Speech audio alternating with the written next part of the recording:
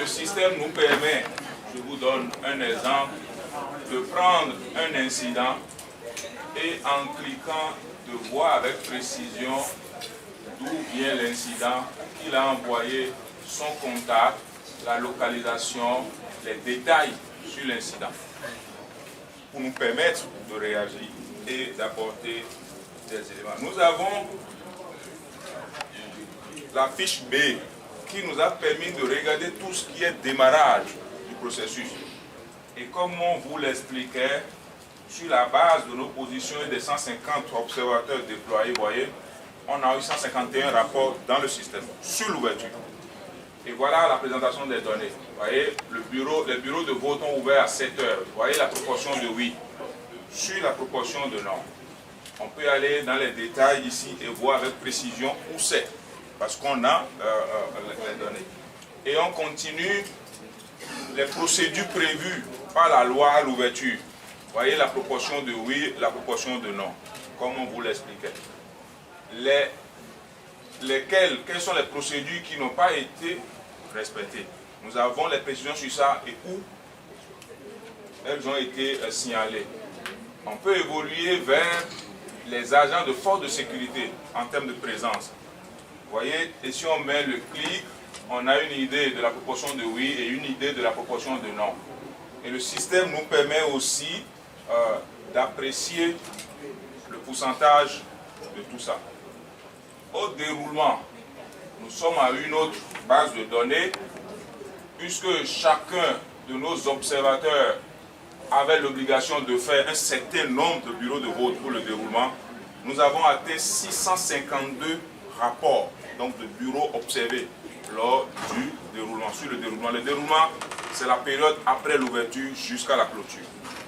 Et donc là aussi, vous pouvez remarquer nos données dans la base. Vous voyez, sur la question de le vote se déroule de façon organisée dans l'ordre, la discipline. Vous voyez la proportion de non, la proportion de oui, de par la position de nos observateurs. On peut continuer sur les autres questions. Les agents de sécurité maintiennent-ils l'ordre? Oui, mais là où elles ne sont pas présentes, les noms sont là pour justifier et on peut sortir les détails sur tout ça. La question sur est-ce que le vote se poursuit sans plainte, contestation des représentants, il y a des endroits où il y a eu des plaintes et des contestations. On peut aussi l'observer. Ainsi de suite jusqu'à la fin, disons, de cette base où vous avez, disons, le détail. Pour chacun de ces cas, comme je vous dis, on peut aller dans le système, chercher à voir ça, vous voyez, chercher à voir, je vous montre un peu, les délégués des candidats en ligne, étaient-ils présents? Quelqu'un a répondu non. On peut avec précision aller dans ce bureau de vote et aller voir qui est là, quel est son numéro, c'est où précisément, qu'est-ce qu'il a rapporté, ainsi de suite. Et à la fin, on a une fiche sur la clôture, les opérations de clôture. Et si vous voyez, à cette étape, nous avons déjà 134 rapports dans le système.